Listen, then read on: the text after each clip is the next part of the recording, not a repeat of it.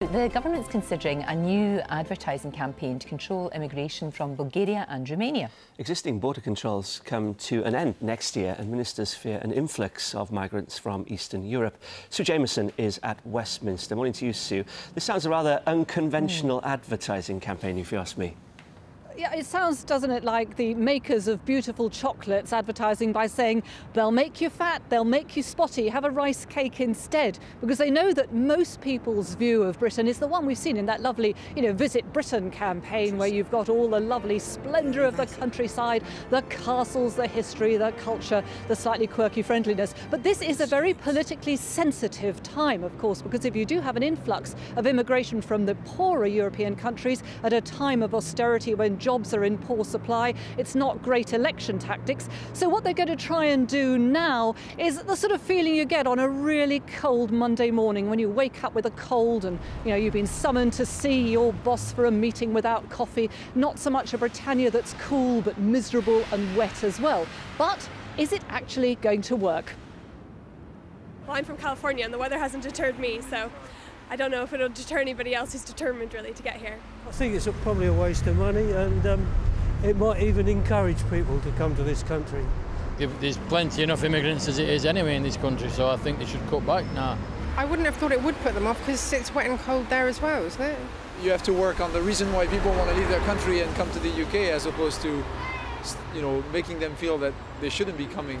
Well, Britain is cold and wet, but I still think it's a warm and friendly place, and should try and welcome people if it can. Well, we're joined now by the leader of UKIP, Nigel Farage, and the Daily Mirror's Kevin Maguire. Morning to you. Relying on the weather, not the best way to control immigration, is it? Astonishing, isn't it?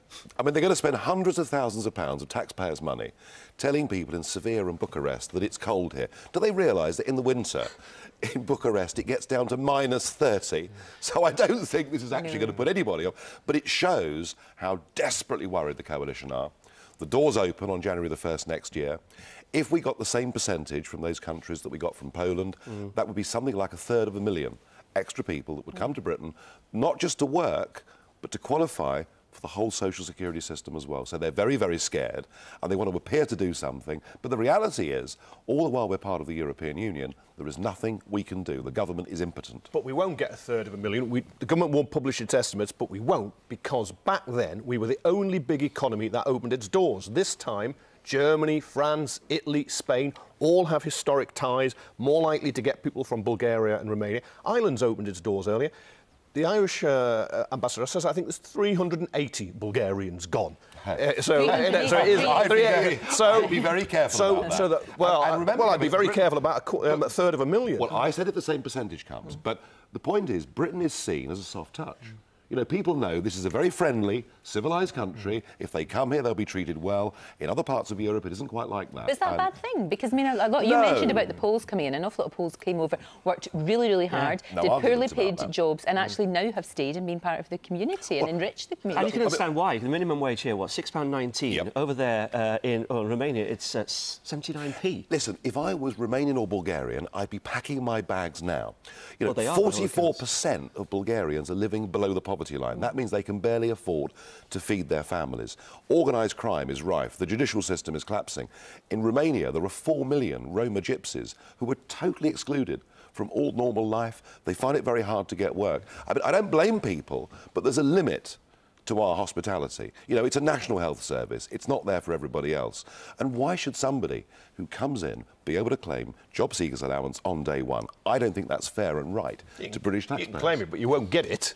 Because job seekers allowance is a contributory benefit. You've got to pay your national insurance. The problem with that is that we're now covered by European rules, and if we don't treat people from other European countries the same as our own citizens, we will fall foul of the European court. So what do we do? What do we do then? Clearly this advert we could renegotiate our relationship, couldn't we? And then put it to a referendum. How about that? We can waste hundreds of thousands, millions, saying, forget about the Olympics when we used to tell you Britain is great. We're now an industrial and economic and nuclear wasteland. We eat horse burgers owners, our footballers kick ball boys. You can tell the world that, or you can just be reasonable and calm about it. It's not gonna happen in the same way, Nigel. You know it's not going to happen.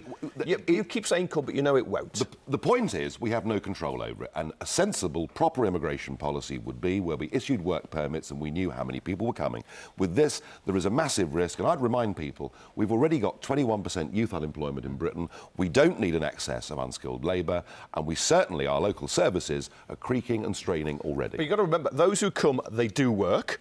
You know, if you can go shopping, if it wasn't for actual migrant labour coming in, you wouldn't get any meat because they've taken over the meat packing industry. Yes, they have. They do the dirty job. You're not telling me that before 2004 that the cabbages were rotting in the fields and nothing was happening. You wouldn't get people picking crops in the same way. That's why you have the casual scheme. Are you happy for unskilled young British people to be forced out of work because big Lithuanian gangs now pick all the vegetables? Is that good for our country? If you phrase it, big employers. If you phrase it like that, no. But I am happy people come and work. And people know. They see them on construction sites. As long as people come over and they actually work and they don't come over to, as you said, to take advantage. Thank you both, because I know this is going to run and run, and we would appreciate your comments as well. Thank you both very much indeed. Get in touch, let us know what you think.